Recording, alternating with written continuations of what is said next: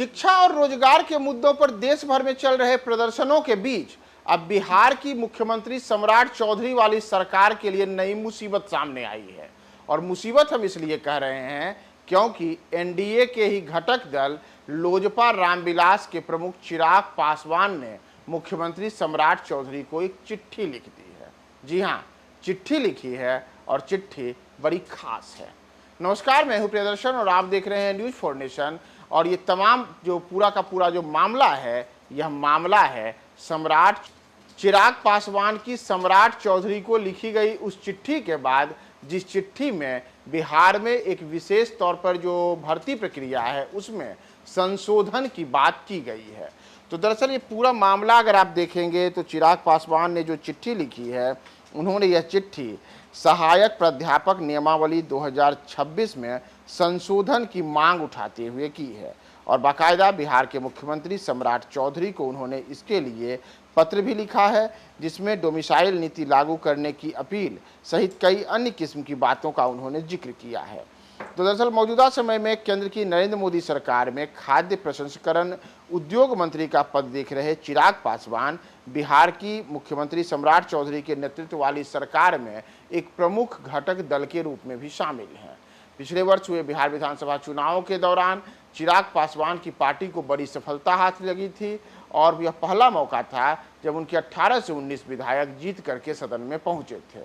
तो इन तमाम चीज़ों के बीच अब सम्राट चौधरी की सरकार के लिए चिराग पासवान ने जो चिट्ठी लिखी है, वह चिट्ठी इस मायने में खास है क्योंकि देश भर में शिक्षा और रोजगार के मसले पर आए दिन अलग अलग प्रदर्शन देखने को मिल रहे हैं। जंतर मंतर पर प्रदर्शन हुआ और केंद्र में शिक्षा मंत्री धर्मेंद्र प्रधान का इस्तीफा हो गया। रांची में हम सब ने देखा कि प्रदर्शन हुआ और झारखंड सरकार बैकफुट पर आकर के अपना निर्णय ली।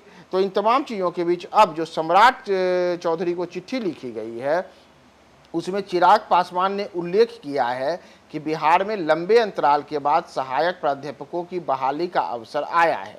ऐसी स्थिति में यह अत्यंत आवश्यक है कि नियुक्ति प्रक्रिया पूरी तरह संतुलित और न्यायसंगत हो, ताकि वर्षों से अपनी सेवाएं दे रहे अतिथि शिक्षकों, मेधावी अभ्यर्थियों और बिहार के शिक्षकों के अधिकारों की रक्षा की जा सके।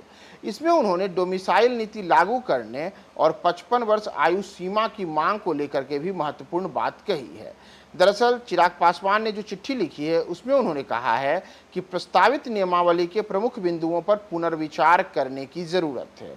उन्होंने इसे लेकर के आग्रह करते हुए मांग की है कि बहाली प्रक्रिया में यूजीसी रेगुलेशन 2018 के टेबल 3A को लागू किया जाए और अभ्यर्थियों के लिए अधिकतम आयु सीमा बढ़ाकर 55 वर्ष की जाए। इसके साथ ही उन्होंने बिहार के स्थानीय युवाओं को प्राथमिकता देने के लिए डोमिसाइल नीति लागू करने पर भी जोर दिया है। साथ ही साथ चिराग पासवान ने अपने पत्र में विश्वविद्यालयों की स्वायत्तता बरकरार रखने तथा बहाली को पूरी तरीके स्थायी और नियमित करने का आग्रह किया है।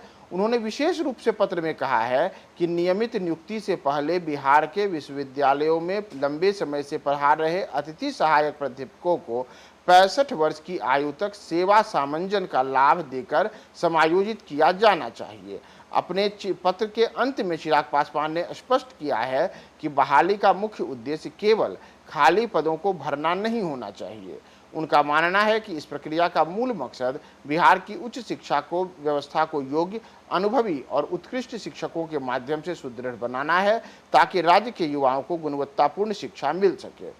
तो एक और जहां देश स्तर पर हम यह देख रहे हैं कि अलग अलग भर्ती प्रक्रियाओं में बदलाव, साथ ही साथ धांधली और अनियमितता को लेकर के राष्ट्रीय स्तर पर कई जगहों पर पिछले कुछ सप्ताह में बड़े विरोध प्रदर्शन हुए हैं। और उन तमाम चीज़ों के बीच बिहार में भी यह जो नई प्रक्रिया है, इसे लेकर के अलग अलग किस्म की मांग उठ रही है। तो इसी पर अब सहायक प्राध्यापकों के लिए बड़ी मांग चिराग पासवान ने की है। और निस्संदेह चिराग पासवान की इस मांग के पीछे का एक बड़ा कारण छात्रों के आंदोलन की पृष्ठभूमि को ही माना जा रहा है।